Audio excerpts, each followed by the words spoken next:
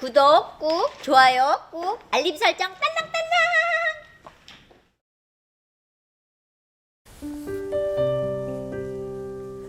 딸랑딸랑. 아무리 세상이 힘들고 어려워도 기도할 수 있고 찬송할 수 있다면 능히 이겨 살 수 있습니다.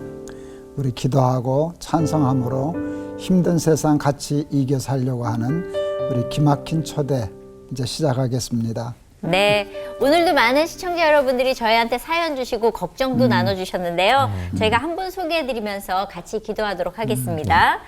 매일 CBS를 시청하고 있는 이수정 집사입니다. 날마다 성경 말씀을 읽고 순종하면서 은혜로운 시간을 보내고 있습니다. 한 가지 걱정이 있다면 제가 올해 47이 되었는데 아직 초등학생인 두 아들을 혼자 키우고 있는 한부모 가정입니다. 아빠 없이 두 아들을 양육한다는 게 힘들지만 이 모든 것을 하나님께 맡기고 열심히 살아보려 합니다. 목사님 기도해 주세요 그러셨어요. 아, 그래.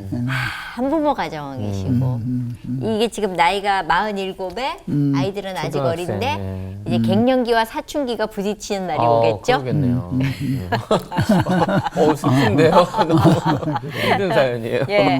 근데 사실은 믿고 맡기는 데가 있으니까 저희는 그렇죠. 예, 우리가 하나님의 사랑으로 키우다 보면 두 아들이 잘 성장해 줬으면 그렇죠. 예.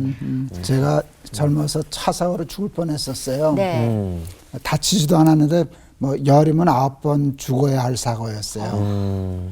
그때 제 애들이 어렸잖아요. 그래서 상상을 오늘 내가 이제 죽는 날이었는데 오늘 내가 죽었다면 어떡할까. 그랬더니 우리 어머니, 우리 아내, 아주 어린 아이들 이렇게 생각나더라고요. 그때 하나님이 나한테 재밌는 생각 나게 해주셨어요. 뭐예요? 내가 죽어야 문제지 너 죽는데 뭐가 문제냐. 그렇죠.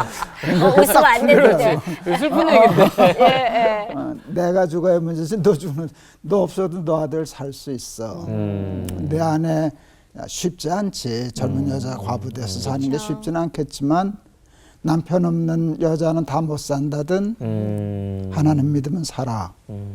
자식이 먼저 죽으면 엄마 힘들지. 그렇지만 믿음으로 다 극복한단다. 그러니까 내가 죽어야 문제지. 너 죽는데 뭐가 문제냐. 우리 이 자매님 이 사연 주셨을 때 그 생각이 나더라. 그래서 하나님이 내가 아버지인데 뭘 그러시지 않을까. 그쵸. 정말 그때 그게 믿어졌어요. 예. 그래서 그거 믿으시는 그것들이 내 안에 늘 있으면서 울컥울컥 할 때마다 그래 내 안에 예수가 살고 있어라는 희망을 갖고 늘 견뎌내시는 거죠. 근데 여기 이분도 예. 이 모든 것을 하나님께 맡기고 예. 열심히 살아보려 합니다. 그러면 살 수 있다는 걸 믿어야 돼. 그러니까요. 내 아들 아버지 아빠 없이 커도 훌륭하게 될 수 있어. 그게 믿음이야. 그렇죠. 네. 하나님이 계시니까. 그래서 그러니까 전적으로 하나님께 의존하는 거지. 네. 그럼 저희가 기도를 좀 보태드릴까요? 네. 하나님 아버지 우리 이수정 집사님 홀로 두 아들을 기르는 한부모 가정 엄마입니다. 아빠 없이 두 아들을 양육하는 일이 쉽게 하겠습니까마는 하나님을 믿는 믿음 가운데 하나님이 아버지가 되어주시고 하나님이 두 아들을 축복하여 주시면 어느 양부모 아래에서 자라난 자식 못지않게 훌륭한 자녀 늘 될 수 있을 줄을 믿습니다. 아멘. 그 믿음을 가지고 양육하게 하시고 그 믿음대로 되어서 훗날 두 아들을 가지고 하나님께 간증할 수 있는 우리 집사님 되게 하여 주시옵소서. 아멘. 간구하고 원하오니 두 아들의 아버지가 되어주시고 사랑하는 집사님의 남편이 되어주셔서 아름다운 하나님의 가정을 이루며 살게 하여 주시옵소서. 아멘. 예수 그리스도의 이름을 받들어 기도하옵나이다. 아멘. 사실 자식이 아픈 것만큼 마음 아픈 일이 없죠. 맞아. 부모들은 그걸 보면서 내가 대신 아프고 싶은데 못해서 막 안타까워하는 경우가 너무 많잖아요. 그렇죠. 맞아요. 예. 근데 사실 저희 기막힌 초대에 희귀 질환으로 고통받는 분들, 딸을 보살피고 계시는 분들이 계셔서 저희가 모셔봤습니다. 찬양 사역자로도 열심히 활동하고 계시는데요. 장종택 목사님 오셨습니다. 네, 어서 오세요. 반갑습니다. 반갑습니다. 안녕하세요. 예. 안녕하세요. 목사님 간단하게, 맞으시죠? 네, 스님 아니고요. 예. 소개 좀 해주세요. 네, 예. 그냥 저 예배자 예. 장경태 목사입니다. 네. 아이고, 저는 장중택 목사님이랑 거의 한 5년, 5, 6년 됐어요. 네. 미국의 목사님 그쵸. 달라스에 네, 네. 계실 때부터 예. 알고 지냈었고, 예. 근데 사실은 온유죠. 따님이 희귀 질환으로 고통받고 있다는 얘기 들었을 때 굉장히 놀랐었거든요. 그래요? 네. 온유에 대해서 좀 얘기 좀 해주세요. 네. 2015년에 네. 갑자기 이제 앓게 되었는데 네. 희귀 질환인데 이게 저도 그때 처음 들었는데 병명이 NMDA 수용체 뇌염이라고요. 그 당시에 뭐 제가 듣기로는 세계적으로 한 5년 전에 발견된 병. 그러니까 이게 뭐 사례가 잘 없었던 예. 병이었어요. 예. 그리고 이제 고려대학병원의 안암동에 거기에 들어갔었는데 거기도 이제 중환자실 들어가면서 교수님들 하실 말씀이 현대의학 기술로는 살릴 수 없다라는 저희들에게는 이제 사망 선고 같은 이야기를 하셨죠. 예, 예. 그런 병이었습니다. 네. 인간에게 주어진 형벌 중에 가장 큰 형벌은 내가 죽는 것보다 자식이 죽는 것을 보는 부모의 심정임을 그때 정말 뼈저리게 깨달았거든요. 그런데 그 지옥 같은 그 상황 속에서 문득 하나님이 생각이 나더군요. 하나님이 그랬구나. 하나님이 우리를 위해서 자식을 던져주셨구나. 근데 사실 그때 제가 놀라운 건 뭐냐면 저도 목회자로 오래 살았지만 네. 그때 처음 안 거예요. 이렇게 공부하고 설교 들으면서 그렇게 해서 하나님의 사랑이 어떻다는 것은 정의가 되어 있었지만 제가 직접 당해보니까 이랬구나. 그래서 그때 제 입에 이렇게 터져놓은 말이 하나님 이렇게 아프셨어요. 심장이 찢어진 것이 이런 것이었습니까? 자녀의 죽음 앞에 제가 섰을 때 항상 우리는 하나님에게 나 공감해달라고 그랬는데 우리는 하나님의 마음을 공감하려고 애쓰지 않았던 제 모습이 그때 들통이 난 거죠. 네. 사실은 이제 이 딸아이의 죽음이라는 사망 선고 같은 이런 큰 문제가 사실은 딸이 그런 것 같아요. 아빠, 당신이 어떤 사람인지 좀 들여다봐. 아마 저도 살아났던 것 같아요. 그러면서 이제 한 70일 가량 넘게 네. 무의식 속에 예. 의식 없이 있다가 사실은 먼저 사진으로 한번 저기 보시면 저렇게 무의식으로 있었거든요. 예. 한 장 더 보여주시면 얘가 이제 드러나는 이 현상이 뭐냐면 발작을 하는 거예요. 몸에서 계속 항체가 뇌를 공격해서 뇌를 이제 죽여버리고, 그래서 무의식이 되고, 그리고 계속 이 항체가 있으니까 공격을 하니까 막 발작을 하는 거죠. 그날도 발작을 심하게 했었어요. 네. 심하게 했는데, 뭔가 이게 직감이라는 게 좀 더 두려운 일이 날 것 같다 그랬는데, 그날, 이 아이가, 깨어났죠. 그때 이 두 손을 이렇게 모으고 눈물을 흘리면서 예. 제가 그때 영상을 찍었거든요. 찍었는데 그때 왜 그러냐면 아내에게 보여주려고 너무 이게 엄청난 일이라. 예수님? 아멘. 예. 저렇게 이제 영상을 보면 네. 이 아이가 막 눈물을 흘리면서 예. 그렇게 많이 말했던 엄마 아빠가 아니라 예수라고 예수님. 예수라고 어떻게 깨어납니다. 예수님이라고 그러고 예. 표현했죠? 그래서 의식이 돌아옵니다. 돌아오고 난 다음에 또 제가 드렸던 영상은 진짜 한 번도 보여드리지 않았는데 그 아이가 더듬더듬 찬송을 하기 시작하고 말씀을 이렇게 읽는 엄청난 기적들이 일어났죠. 그래요. 예. 그치요. 찬양하는 것 같아요. 예. 난 주님을 보기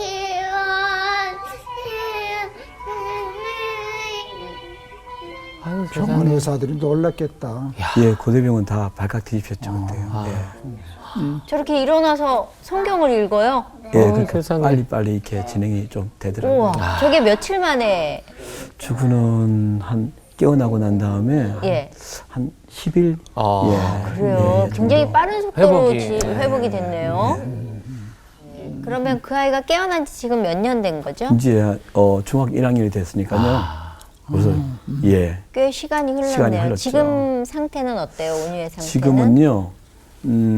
또 다른 또 간증이 있는데요. 네. 2년 전에 예. 네. 탈모가 아주 진행이 빠르게 일어나더라고요. 여자들에게는 이 머리가 중요하지 않습니까? 그렇죠.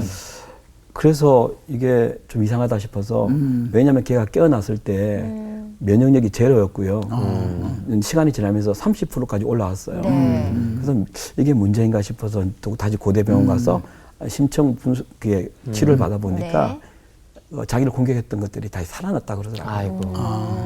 루퍼스 같은 것들이에요.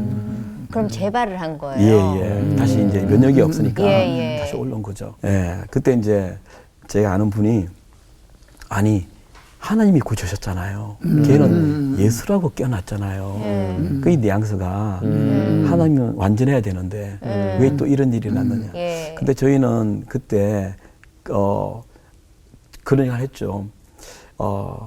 트라우마와 신뢰의 차이겠다 싶더라고요. 예, 트라우마는 한번 사고를 당하면 그 운전을 못 하지 않습니까? 그렇죠. 교통사고 그 예, 후유증 예. 때문에. 우리가 이걸 트라우마로 받아들이면 또 전전긍긍하겠죠. 아이고 또 이게 당하면 어떻게 하나. 그렇죠. 그런데 우리는 이미 하나님은 일하심을 봤기 때문에 신뢰하자로 갔죠. 그래서 차라리 저는 이 간증이 더 저한테는 좋은 게 죽다 살아난 이야기는 사실은 드문 이야기들이잖아요. 그러나 우리가 살면서 넘어지고 쓰러지고 많은 일들이 일어나잖아요. 그런데 이런 또 우리는 할 수 있다. 하나님이 일하시고 있지 않느냐. 이 공감대를 가지는 것이 더 빠르겠다. 우리가 같이 마음을 나누는데 예 그런 생각을 하고 있죠. 그래서 우리는 하나님 신뢰하는 것을 잡았죠. 그럼 아까 말씀하신 트라우마와 그 트라우마를 믿음으로 바꾸는데 네, 그 네, 기도와 네. 찬양이 어떤 힘이 있으셨어요? 시편 목사님 다 계시고 하니까 제가 죄송한데요. 시편 77절 보니까 시편 기자가 너무너무 나락에 떨어져 있더라고요. 내가 나요 하던 날에 주를 찾았으며 내가 위로받기를 거절하였다. 주께서 나를 영원히 버리실까? 다시는 은혜를 베풀지 않으실까? 막 이런 놀라운 일들이 그게 적혀 있더라고요. 얼마나 힘들었으면 이런 말을 했을까? 예, 주께서 내 눈을 붙이지 못하게 하소서. 내가 죽게 되었다고 고백하는. 근데 그 밑에 보니까 이는 나의 잘못이라 또 내가 말하기를 지존자의 오른손을 해 주께서 행한 그 일을 내가 기억하고 주께서 행하신 기이한 일들을 기억하리다. 그리고 그 모든 행사들을 내가 엎조리고 되뇌겠다 하는 고백들이 있더라고요. 그러니까 찬양과 이 말씀은 하나님이 어떻게 일하셨는지 이미 봤기 때문에 그것을 대변해주는 놀라운 힘이 되더라고요. 그러니까 거기에서 힘을 가지면서 이번에 바로 우리 트라우마가 아니다. 신뢰로 가자. 그렇게. 그러면 아이가 아프면서 찬양 사역을 하신 거예요? 아니면 찬양 사역을 하시고 있었는데 아이가 아픈 좀 거예요? 오랫동안 하고 왔었죠. 아, 그래요? 예. 찬양 사역 하신 지는 얼마나 되셨어요? 저도 한 25년, 30년 되죠. 예. 그 찬양할 때마다 가사가 내 가슴을 칠 그렇죠. 거 아니에요. 예. 그럼 맨날 단에서 우실 것 같은데요? 그렇죠. 그렇죠. 그죠? 예. 근데 예배에서 찬양이 정말 중요하잖아요. 예. 올라가시면서 어떤 마음가짐으로 올라가시는지. 중요하죠. 왜냐하면 뭐 신학적인 면을 떠나서라도 네. 찬양이란 그 자체가 이제 우리가 praise and worship이라고 영어로 말하면 그 praise가 칭찬하다라는 말이지 않습니까? 쉽게 말해서. 그러면 하나님을 칭찬하는 건데 그럼 그분을 알아야 칭찬을 하지 않겠습니까? 그분을 알려면 만나야 되지 않겠습니까?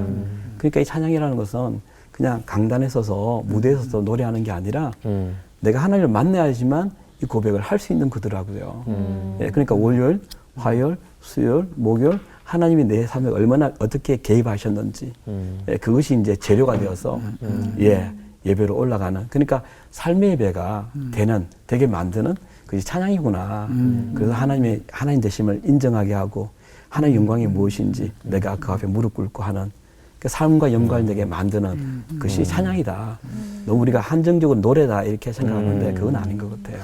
저는 요새 같은 때 코로나 때문에 일도 없으실 텐데 아. 병원비 나와서 그러게요. 이 걱정이 제일 먼저 되는 거 있죠? 어떠세요? 아, 현실적으로? 네, 현실적으로. 현실적으로요. 예. 사실 저희들이 이제 이전에 처음 일이 터졌을 때 돈이 엄청 들었습니다. 그렇죠. 뭐, 한 일주일 있으니까 병원 연락이 온 거예요. 지금 한 1,000만 원이 넘어서 지금 중간 이게 정산을 해줘야 아니면 한다. 못한다. 그렇죠. 뭐 이런 일이 있었는데 그래서 아내가 아빠니까 뭐라도 하겠지. 저한테 이제 돈을 좀 구해와라. 예. 갈 데가 없잖아요. 이게 몇 천만 원을 어떻게 갑자기 그쵸, 지금 그쵸. 또 죽음이라는 단어 앞에서 지금 정신도 없는데 네. 그래서 제가 그냥 무작정 은혜로 갔어요. 왜냐하면 저희 사회학자들이 제게 한번 문자를 준 적이 있어요. 형님 누가 좀 돕고자 하는데 혹시 계좌번호 좀 줄 수 있을까요? 이게 생각이 났더라고요.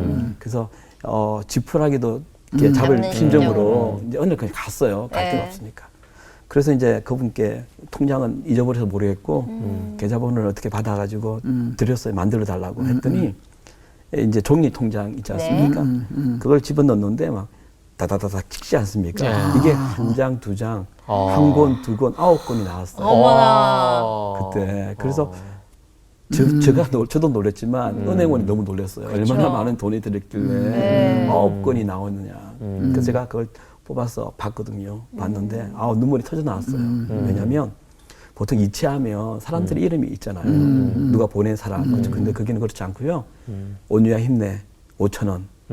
하나님이라서 3,000원, 8,000원, 10,000원. 큰 돈이 아니라요. 전 세계에서 이렇게 제가 그걸 보면서 눈물이 그냥 쏟아졌죠.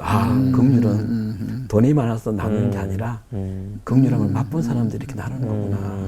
그때 약간 챌린지처럼 페이스북이나 네. 그다음에 그 카카오톡 메시지로 예. 저도 굉장히 많은 분들이 연락 주시고 요 시간에 또 온유를 위해서 같이 기도하자 이런 글들이 굉장히 많이 올라왔어서 아마 목사님도 아실 거예요. 그게 목사님도 모르는 사람들한테까지 이런 엄청 게 많이 굉장히 이야기 전파가 많이 기도해 돼서 예. 저희들은 다 같이 알고 있었고 기도하는 사람들도 많았었죠. 예.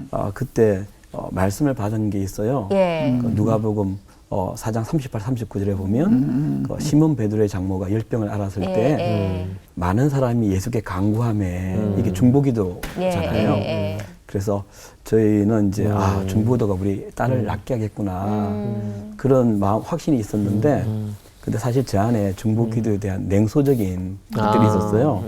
사실 그냥 툭 치면 기도해 줄게. 그냥 툭 치면 기도해 달라. 그냥 둘 다 기도하지 않는 그것들이 사실 참 많지 않습니까? 그런데 이제 딸을 살리려면 기도 안 한 사람을 기도하게 만들어야겠다. 살려야 되니까. 그래서 제가 정직한 중보 기도라는 단어를 사용하기 시작했고요. 그때 놀라운 일이 일어난 게 뭐냐면 중보 기도를 진짜 하는 분들이 어떤 분이 하셨냐면 네. 저희 딸처럼 자녀를 가진 부모들이 움직이기 시작했고 특히 온유라는 이름을 가진 자녀를 둔 엄마 아빠들이 움직이기 시작했는데요. 그분들이 진짜 기도하면서 어떤 일이 벌어졌냐면 자기 죄가 보이기 시작하더래요. 그러니까 하나님 이제 서서 기도를 하는데 나 같은 사람의 이런 그 형편없는 사람의 기도를 들으실까라는 영적 양심이 일어나더랍니다. 그때 또 우리에게 주신 말씀이 뭐냐면 시편 66편 18절에 내가 나의 마음에 죄악을 품었더라면 주께서 듣지 아니하시리라. 그리고 뭐 이사야 59장 1절 3절에도 주의 손이 짧아 구원하지 못함다니요 기가 둔하여 듣지 못함다니라. 너희 죄악이 너희와 너희 하나님 사이를 갈라놓았고 너희 죄가 하나님 얼굴을 가리어서 너희에게 듣지 않게 하셨다고 하셨지 않습니까? 이 말씀들이 퍼지기 시작했어요. 회개운동이 일어나기 시작했습니다. 그 진짜 기도하신 분들은 그런 문자 많이 주셨어요. 온유를 위해 기도를 했는데 정작 저 아이가 나를 살렸구나. 예, 이런 놀라운 중보기도의 또 다른 실체가 네. 드러났었죠. 방송 보시는 분들 가운데 제가 이렇게 보면 오늘 일어날까? 내일 일어날까? 이런 기대로 아이들을 돌보시는 분들에게 선배로서 네. 어떤 얘기를 해주고 싶으세요? 기도하시기 전에. 제가 아마 여기에 방송 보시는 분들이 애들이 아픈 네. 부모들이 계시겠죠. 예. 많으셔요.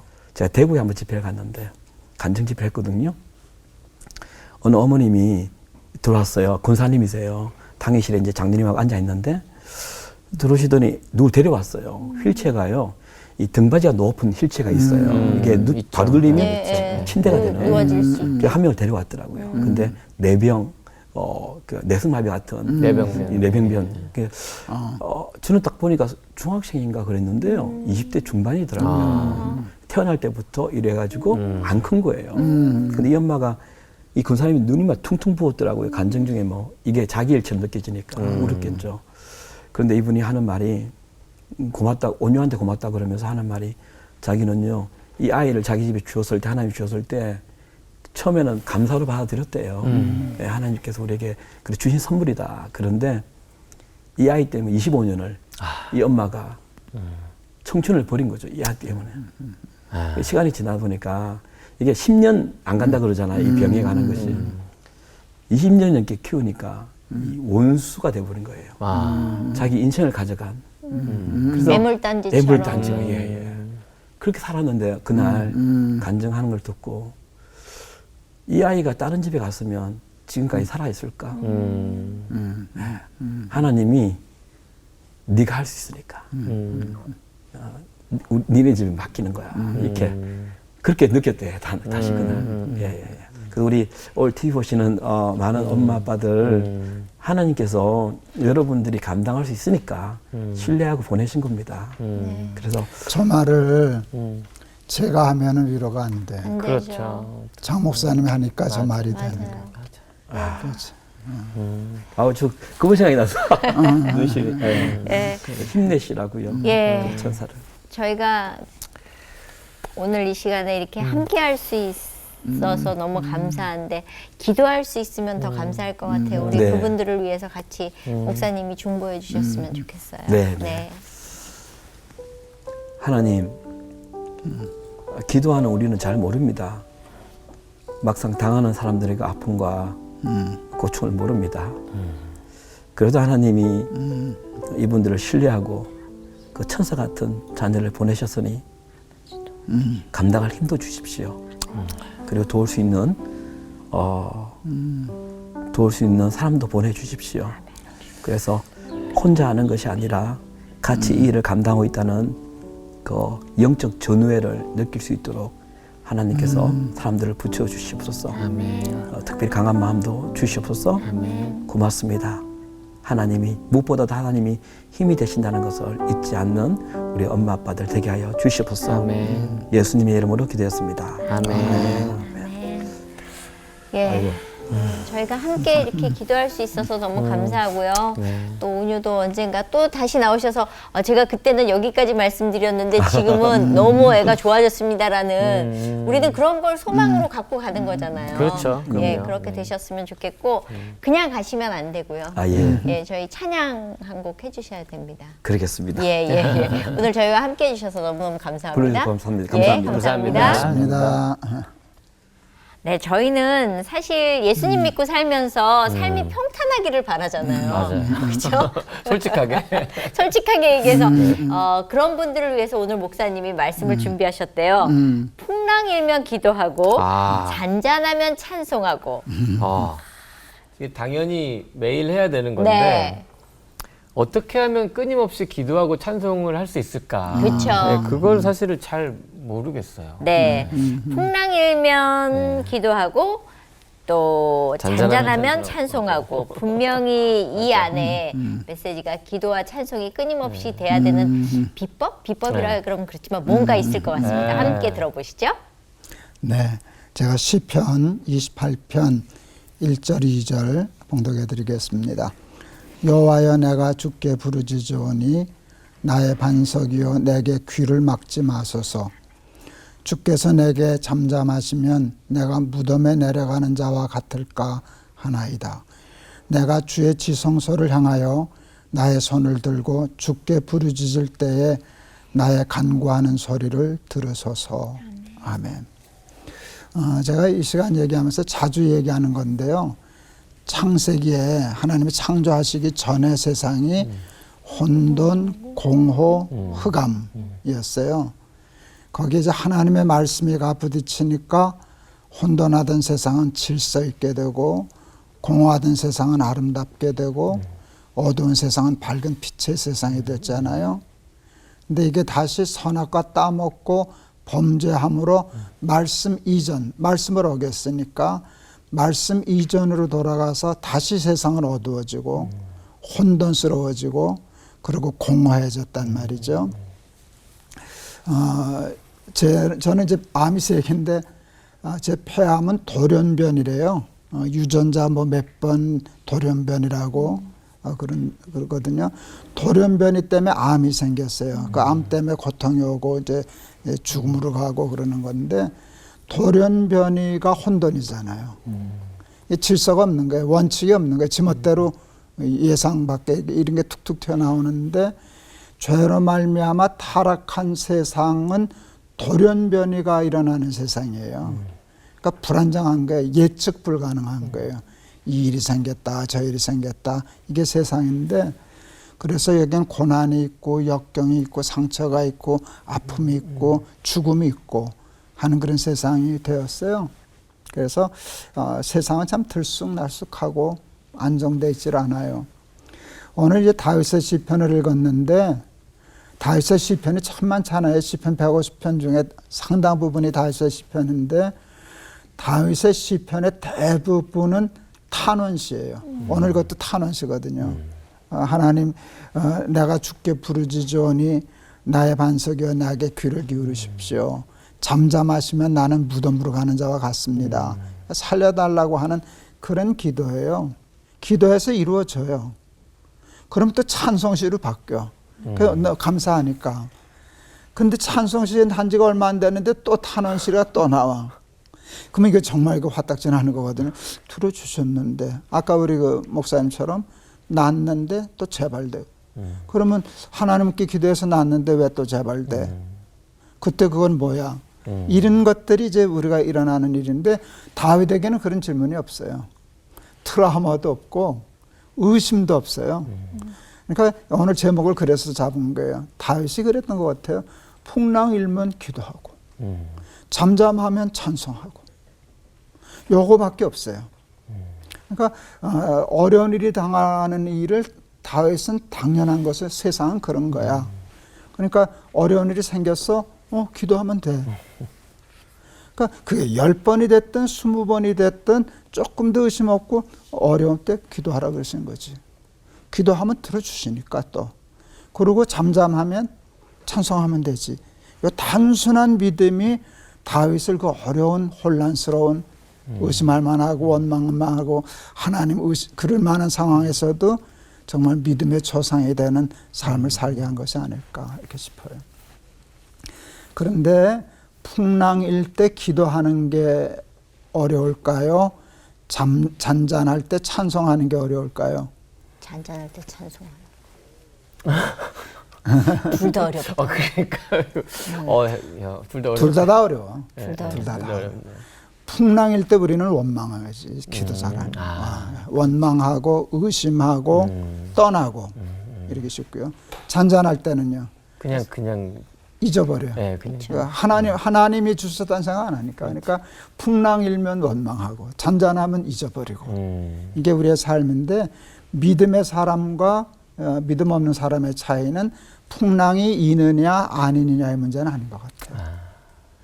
예수 믿는 사람 집에도 햇빛 비치고 안 믿는 사람 집에도 햇빛 비치고 예수 믿는 사람 집에도 비 오고 안 믿는 사람 집에도 비 오고 해서 세상에서 일어나는 이 돌연변이 세상의 현상은 믿는 자에게나 믿지 않는 자에게 똑같아요. 똑같은데 믿는 게 뭐가 다르냐? 믿는 사람은 그 상황에 구애받지 않고 풍랑 일면 기도하고 잔잔해지면 감사하고 찬송하고 그러나 그 삶이니까 풍랑일 때도 이기고 잔잔할 때도 타락 안 하고 그래서 자기의 삶을 세상과 관계없이 생명의 길로 축복의 길로 세상하고 관계없이 믿음으로. 근데 믿음 없는 사람은 반대로 사니까 풍랑이 일어서 자빠지고 잔잔해서 또 자빠지고 그렇게 이제 되는 현상인 것 같아요. 다윗은 이제 그런 끈기를 가지고 반복하는 거야. 풍랑일 때마다 기도하고 또 기도하고 또 기도해. 근데 이게 성경에 기록됐단 말이에요.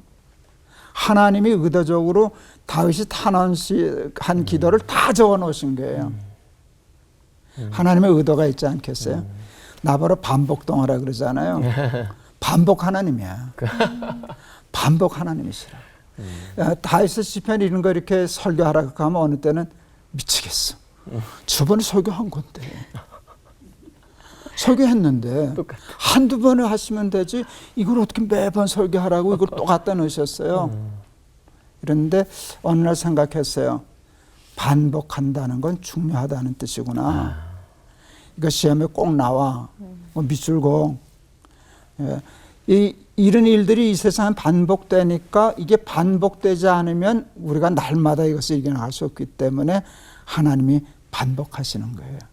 그러니까 반복을 통해서 우리에게 가르쳐 주시려고 하는 기도는 야, 다른 거 신경 쓰지 마라. 뭐 이유를 알려고 할 거 없어.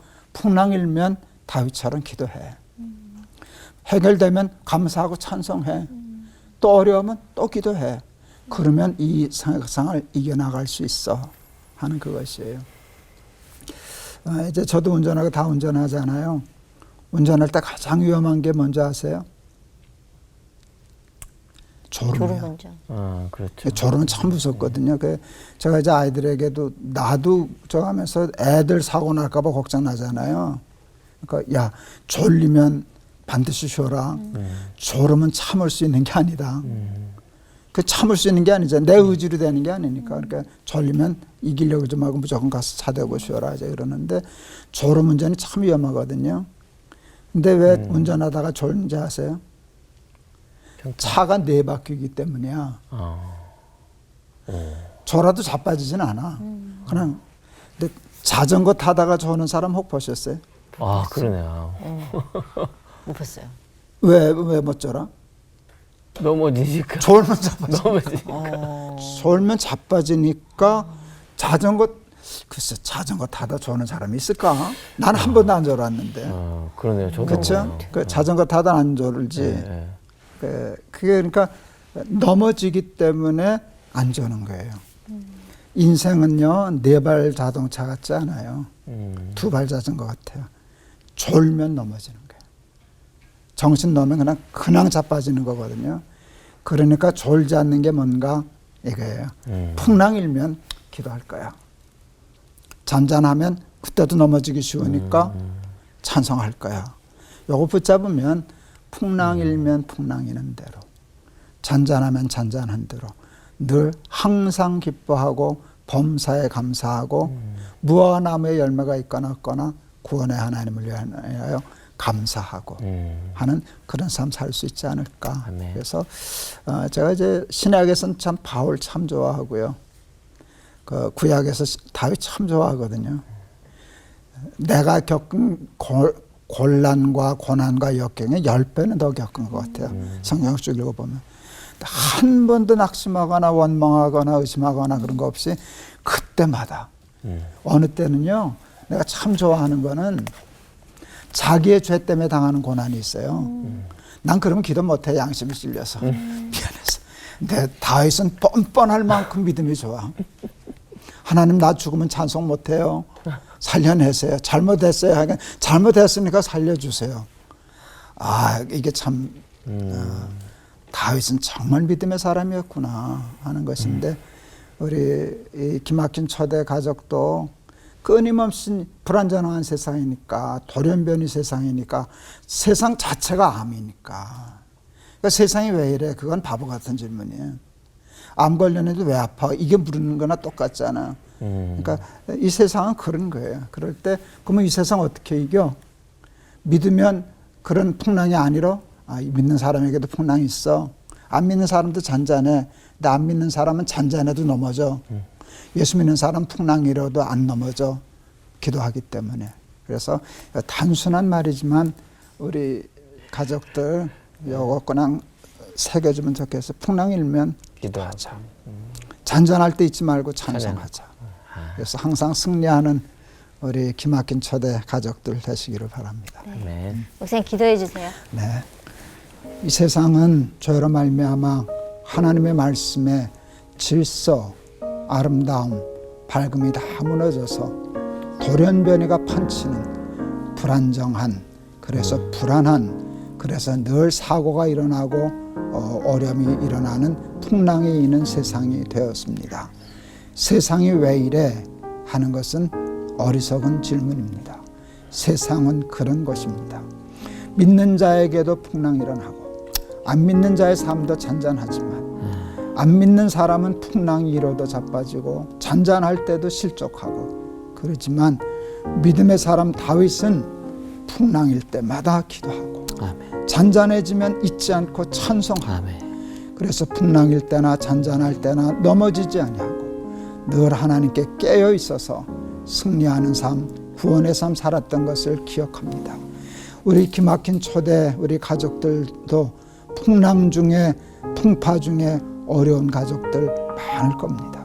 기도하게 하여 주시옵소서. 아멘. 잔잔할 때도 하나님 잊지 않고 늘 찬송하게 하옵소서. 아멘. 예수 그리스도 이름을 받들어 기도하옵나이다. 아멘. 감사합니다. 맨날 목사님이 반복동호 그러셨는데 네. 그렇게 심오한 뜻이 하나님도 반복 하나님이시니까 오늘부터 반복 성미 한번 가보도록 하겠습니다. 예. 사실 기도 찬송 이렇게 계속 하다 보면은 내 안에서 회복이 일어나는 건 그렇죠. 사실이더라고요. 맞아요. 예. 아니 저는 이제 진짜 비로소 그 말씀을 이제 깨닫게 되는 것 같아요. 그러니까 매일매일 찬송하고 매일매일 기도할 수 있는 이유가 세상이 그러니까 자전거 타고 가도 넘어지면 이제 안 그렇죠. 되니까 아 진짜 답이 정해져 있네요, 목사님. 그러니까 우리의 인생은 기도하고 찬양할 수밖에 없는 거예요. 그렇죠. 그렇죠. 그 사람 자빠지니까. 예, 넘어지니까. 예, 그렇죠. 아, 예. 기막힌 초대 이제 마칠 시간인데요. 네. 나 아직도 할 말이 많은데 나 누구한테 털어내고 싶은데 오히려 모르는 사람한테 얘기하면 속 시원할 때가 있어요. 그렇죠. 예. 네, 맞아요. 어설프게 아는 사람들은 이게 그렇지. 전달하고 맞아. 그래가지고 그게 맞아. 화가 돼서 돌아오는데 맞아요. 우리는 먹어주기만 하거든요. 그러니까는 톡 채널, 이메일, 댓글 이렇게 해서 사연 많이 주시고요. 네. 5년 전 쓰러지셔서 투병 생활하고 계신 홍성옥 목사님 저희가 꼭 회복되길 바라겠습니다. 그리고 늘 은혜 받고 있다고 전해주신 양정아님 그리고 이상숙님 감사합니다. 만 10년째 파킨슨병 환자로 살고 있다는 이은숙 집사님. 저희를 통해 웃으며 찬양하는 예수쟁이가 되었다고 하시네요. 감사합니다. 네, 진짜 감사합니다. 네. 저희도 꼭 회복할 수 있도록 기도하도록 하겠습니다. 그리고 작은 아드님 기도 제목도 저희가 받았으니까요. 꼭 기도해 드리도록 하겠습니다. 네. 강원도 인제로 귀촌하신 강효순 집사님, 아름다운 자연 속에서 하나님의 섭리를 알게 돼서 너무 감사드린다고. 이게 자연을 보면 맞아요. 인간이 정말 작아질 수밖에 없는 것 같아요. 그죠? 근데 귀촌으로 하셨으니 얼마나 매일 눈 뜨시면서 하나님께 감사할 수밖에 없으실 것 같아요. 그리고 남편이 꼭 교회 나가게 해달라고. 이렇게 기도하시면 안 돼요. 교회만 나가요.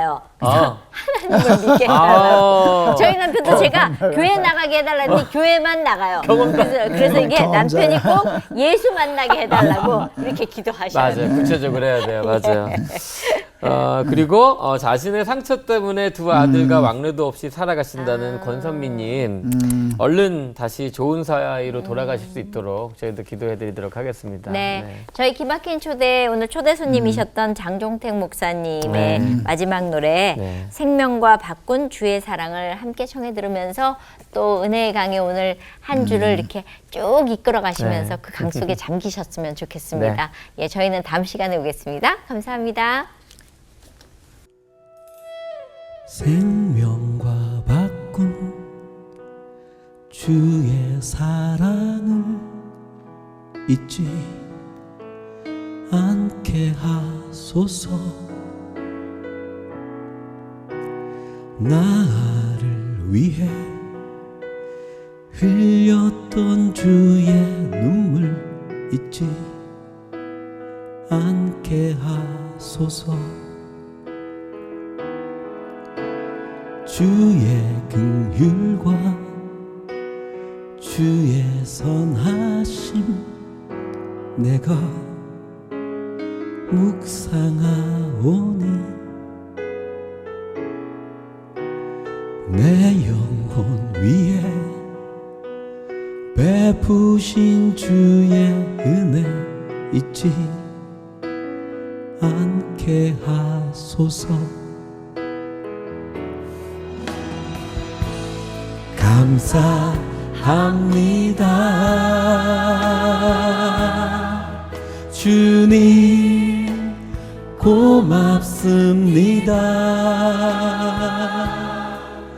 그 사랑 때문에 그 눈물 때문에 주 앞에서 예배합니다.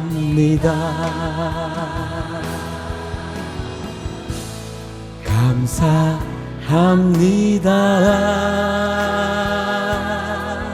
주님 고맙습니다. 그 사랑 때문에